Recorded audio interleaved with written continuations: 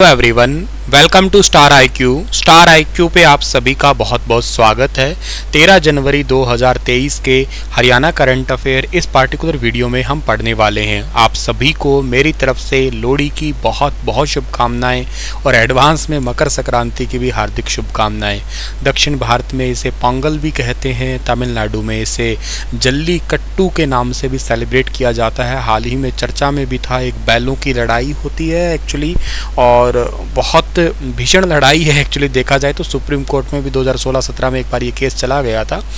बैलों को पहले खूब अच्छा खिलाया जाता है, फिर उनको शराब पिलाई जाती है, उनकी आंखों में मिर्च डाली जाती है, सींगों में एक सिक्कों की पोटली बांध दी जाती है जिससे फिर वो खूंखार तरीके से भागते हैं।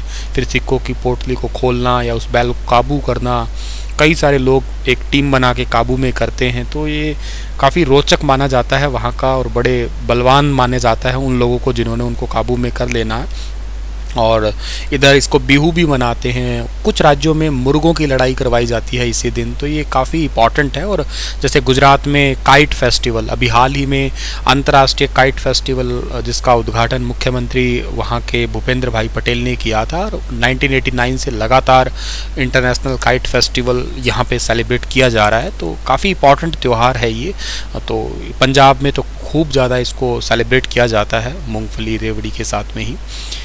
एनीवे, आइए आज के सेशन की शुरुआत करते हैं। और योजना आयोग के पहले उपाध्यक्ष कौन थे, ये सवाल पूछा था कल मैंने आपसे। इस सवाल का ठीक आंसर था Gulzari Lal Nanda. Option number A इस सवाल का बिल्कुल ठीक था। योजना आयोग के पहले उपाध्यक्ष थे। ये पद इन्हें 1950 में मिला था, याद रखिएगा। हालांकि 2017 के बाद में योजना आयोग जो है ना वो अब नहीं रहा, पंचवर्षीय योजनाएं बंद होगी। उससे पहले भारत में 1 जनवरी 2015 को जो है ना वो नीति आयोग आ गया, और नीति आयोग की पहली बैठक है वो 20 फरवरी को हुई थी, 20 फरवरी 2015 को हुई थी। अभी हाल ही में इसकी 7वीं बैठक हुई है अगस्त 2022 को, ठीक है ना, ये याद रखना। इसमें सभी राज्यों के मुख्यमंत्री शामिल होते हैं, ठीक है। और इसके हाल ही में सीईओ भी बने थे, ये भी याद रखना। और ये बने हैं परमेश्वरन अय्यर। जो इसके पहले सीईओ थे उनका नाम था अमिताभ कांत। वो 2022 में इंडोनेशिया में जो G20 हुआ था ना, उसके शेरपा थे भारत की तरफ से। वो भी एक इम्पॉर्टेंट बात है, याद रखना। संस्कृत के कितने विद्यार्थियों को 43.71 लाख की छात्रवृत्ति मिलेगी? तो अभी हाल ही में संस्कृत के तकरीबन 1339 विद्यार्थियों को जो है ना वो स्कॉलरशिप दी जाएगी हरियाणा सरकार की तरफ से। हरियाणा सरकार की तरफ से 43.71 लाख की स्कॉलरशिप दी जाएगी। 745 छात्रों के खातों में सीधे ट्रांसफ़र की गई है स्कॉलरशिप, और बाकी 594 छात्रों की छात्रवृत्ति जो है ना अभी जल्द ही भेज दी जाएगी। ये सिलेक्टेड बच्चे शास्त्री और आचार्य कक्षा के छात्रों को मिलने वाली छात्रवृत्ति है, और ये पहले 8,000 रुपये मिलती थी, अब 10,000 रुपये जो है ना वो सालाना दे जाने की घोषणा हुई थी हाल ही में। तो ये एक इम्पॉर्टेंट है। इसके अलावा मुख्यमंत्री जी ने एक घोषणा और भी की है कि PPP के तहत 72 लाख परिवारों को एक पोर्टल के साथ जोड़ दिया गया है हाल ही में।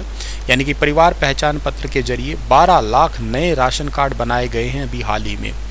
और इसी के तहत ही जो है ना 31 जनवरी तक जो है ना बाकी रिमेनिंग जो भी काम है वो सभी निपटा दिए जाएंगे। इसके अलावा मुख्यमंत्री जी ने पंचायती राज संस्थाओं के जो सर्वसम्मति से चुने जो जाते हैं, जिनको सर्वसम्मति से चुनने का मतलब ये है कि बिना किसी इलेक्शन के जो है ना जो चुने जाते हैं आपके, तो उनके लिए सरकार ने 300 करोड़ की धनराशि अभी हाल ही में जारी की है। इस बार 70,000 प्रतिनिधियों में से 40,000 प्रतिनिधि जो है ना वो सर्वसम्मति से चुने गए हैं पूरे ऑल ओवर हरियाणा के अंदर, ठीक है। हरियाणा की कौन सी मैगजीन UGC केयर लिस्ट में शामिल हुई है? सुपर इंपॉर्टेंट क्वेश्चन है ये वाला। थोड़ा टाइम पहले भी मैंने पढ़ाया था, और अब ये एक्टिव है तो मैं आपको पढ़ा रहा हूँ। ये संस्कृत अकादमी की तरफ से जारी की जाने वाली मैगजीन है, हरिप्रभा इसका नाम है, याद रखिएगा। संस्कृत के प्रचार प्रसार में अग्रणी है हरियाणा सरकार, और इन्हीं की Hariprabha UGC university grant commission की केयर लिस्ट में शामिल हो चुकी है। सुपर इंपॉर्टेंट बात है ये। देश की पहली डिजिटल अकादमी का गौरव मिल चुका है इस मैगजीन को। इस पे रिसर्च की जाएगी। और संस्कृत अकादमी के जो निदेशक है उनका नाम दिनेश शास्त्री है, ये याद रखना। संस्कृत के प्रचार प्रसार के लिए हरियाणा में संस्कृत के अकादमी की तरफ से एक यूट्यूब चैनल की भी शुरुआत हुई थी थोड़े समय पहले ही। हाल ही में हरियाणा के किस जिले की नेहा को राष्ट्रीय यूथ अवार्ड मिला है? आप सबको पता है नेशनल यूथ डे जो है हर साल 12 जनवरी को सेलिब्रेट करते हैं। 1984 से इसे लगातार मनाया जा रहा है और अंतर्राष्ट्रीय युवा दिवस मनाते हैं हम लोग 12 अगस्त को मनाते हैं, याद रखना। तो ये नेहा जो है ना, ये बादली की है और ये बादली झज्जर में पड़ता है, तो ये झज्जर की है, याद रखना आप लोग। ज़िंदगी की असली उड़ान अभी बाकी है, मेरे इरादों का इम्तिहान अभी बाकी है, नापी है मुट्ठी भर जमी हमने, अभी तो सारा आसमान बाकी है। ऐसे ही इरादों को मन में ठान कर आगे बढ़ रही है राष्ट्रीय सेवा योजना की स्वयं सेविका, जिनका नाम है नेहा कुमारी। राष्ट्रीय युवा पुरस्कार कर्नाटक के हुगली शहर में हो रहे राष्ट्रीय युवा महोत्सव के दौरान इनको दिया जाएगा। एक्चुअली ये महोत्सव 12 से 16 जनवरी के बीच में होगा। 12 जनवरी को मोदी साहब ने जो है ना इसका उद्घाटन किया है और 21 दिसंबर 2017 में दिल्ली के राष्ट्रपति भवन में राष्ट्रपति रामनाथ कोविंद ने Indira Gandhi national NSS award 2016-17 से भी इनको ऑलरेडी सम्मानित कर दिया है पहले ही। इससे पहले नेहा को ये सम्मान मिल चुका है। नेहा हरियाणा राज्य की ओर से चुनी गई एक वॉलंटियर्स है और स्वयं सेविका है, जिसे राष्ट्रीय पुरस्कार से नवाजा जाएगा। तो सुपर इम्पॉर्टेंट बात है। ये पहला अवसर है जब झज्जर रोहतक जिले की स्वयं सेविका इन दोनों जिलों में काम करती है, मूल रूप से है झज्जर की, ठीक है ना, जो एक उपलब्धि हासिल कर रही है। इनको श्रेष्ठ उपलब्धि के चलते राष्ट्रपति की ओर से प्रशस्ति पत्र से भी सम्मानित किया जा चुका है ऑलरेडी। 5 भाई बहनों में सबसे छोटी है नेहा और बेटी बचाओ बेटी पढ़ाओ, पानी बचाओ, रक्तदान, नेत्रदान, मतदान जागरूकता, प्लस पोलियो अभियान, पौधारोपण, स्वच्छ भारत मिशन, दहेज प्रथा, इनको लेकर जागरूक करने में सराहनीय काम कर रही है। हिमाचल प्रदेश, उत्तराखंड, असम, भूटान, कन्याकुमारी, जम्मू कश्मीर, इनमें बहुत सारे शिविरों में इन्होंने हमेशा भाग लेकर नंबर 1 अवार्ड लिया है। हरियाणा की कौन सी यूनिवर्सिटी ने GT बेल्ट के गन्ना उत्पादकों को गन्ना की उत्तम किस्म जो है ना मुहैया करवाने वाली है? तो ये HI यूनिवर्सिटी जो है ना ये गन्ने की उत्तम किस्म देने वाली है। इसके लिए किसानों को काफ़ी कम दाम जो है ना देने होंगे और ये किस्म किसानों को बीमारियों से जो है ना बेसिकली बचाव रखे। किसानों की जो फसल है उनमें कम से कम बीमारियाँ आएगी। अम्बाला सिटी में कृषि विज्ञान केंद्र में जो है ना प्राकृतिक खेती पर एक किसान संगोष्ठी हुई थी हाल ही में। वहाँ पे HIU के कुलपति BR कंबोज मुख्य अतिथि के रूप में पहुँचे थे। उन्होंने ही बताया है कि बायोटेक्नोलॉजी में स्थापित टिश्यू कल्चर लैब में गन्ने की उन्नत किस्म के 5 लाख सैंपल तैयार करने का टारगेट रखा है। ये किसानों को वितरित किए जाएंगे और इन पे पैसा बहुत ही कम होगा, नाम मात्र का ही शुल्क होगा। इससे लाखों की पौध तैयार करने से किसानों की जो पैदावार है ना वो अच्छी होगी। मेरी साइकिल मेरी पसंद योजना, ये हरियाणा में एक योजना चल रही है, मेरी साइकिल मेरी पसंद योजना। ये किस विभाग द्वारा चलाई जा रही है?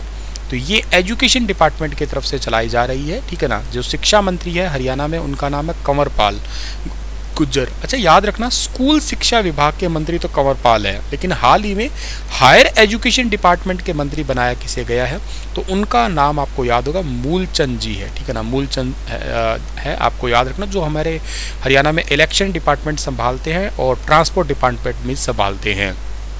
मेरी साइकिल मेरी पसंद योजना के तहत शिक्षा विभाग के द्वारा 18 जनवरी को जिला मौलिक शिक्षा अधिकारी नारनौल के अंदर जो है ना एक राज्य स्तरीय साइकिल मेले का आयोजन होगा। इसमें राज्य के विद्यालयों में पढ़ने वाले 6ठी कक्षा के अनुसूचित जातियों के जो भी बच्चे हैं ना इनको साइकिल दी जाएगी और उनके मनपसंद के अकॉर्डिंग, मतलब साइज़ के अकॉर्डिंग वो सिलेक्ट कर सकते हैं साइकिल, ठीक है। इतने ही थे आज के करंट अफेयर। आपके लिए क्वेश्चन छोड़ के जा रहा हूँ कि जहांगीर ने फारस के राजा शाह अब्बास प्रथम की पेंटिंग के लिए किसे फारस भेजा था? बिशनदास को, बासवन को, दशरथ को, मनोहर को? बताना विस्तार से इसके बारे में। जहांगीर के बारे में अगर आपको थोड़ी चीज़ें याद है तो बता देना आप लोग, आपके इंपॉर्टेंट होगी exam perspective. Thank you so much. मिलता हूँ आप लोगों से मैं अपने अगले सेशन में, तब तक के लिए अपना ख्याल रख लेना।